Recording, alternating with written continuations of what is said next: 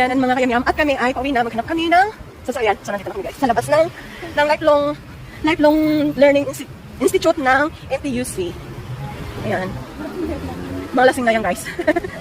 So, dito kami. Dito ang harapan. Yun ang harapan. Kabila. Yun ang harapan. Yun ang harapan. Gilid. Tapos likod yung ano. Oo. Saan pa na tayo, girl? Eh, bakit kaya sama ko? Saan tayo? Saan tayo nakita? Siyempre, di bakit eh? Di ko nakakita eh. Oh, yeah.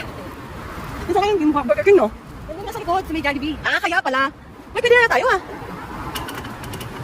Kaya pala may Burger King kasi doon yata yun. Sabi ko na nga ba, nadaanan namin ng ano to? Yan, guys. Lifelong Institute. Yan, magpipicturean daw kami, guys, ha? Sa last part ng aming training. I hope I could make a video.